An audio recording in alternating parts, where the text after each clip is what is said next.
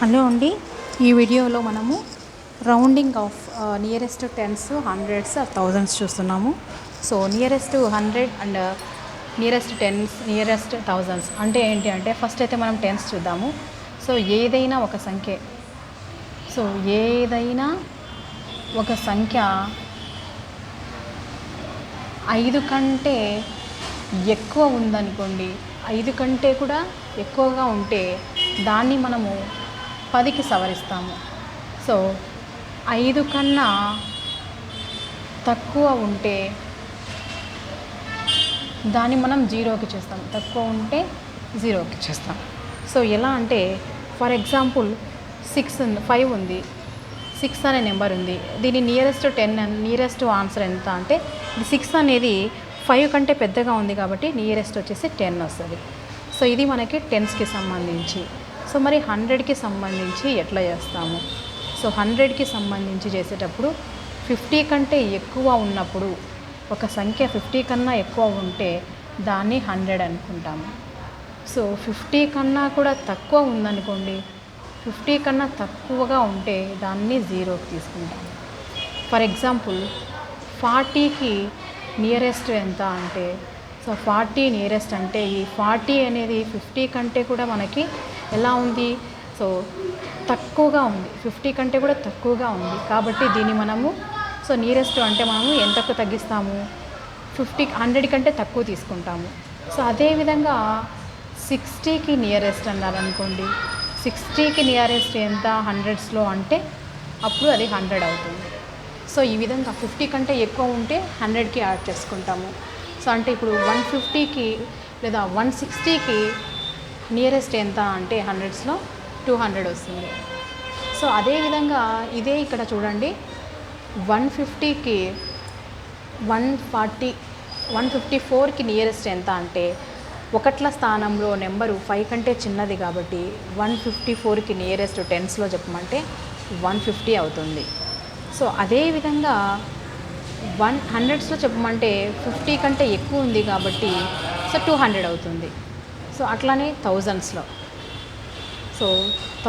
చెప్పాలి అంటే సేమ్ ఇలాగే 500 కంటే ఎక్కువ ఉంటే అది థౌజండ్స్లోకి యాడ్ చేసుకుంటాము.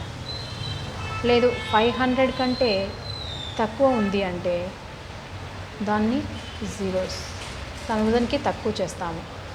సో ఎలా చెప్పుకుంటాము దీనికి అంటే ఎగ్జాంపుల్ చూడండి ఒకసారి.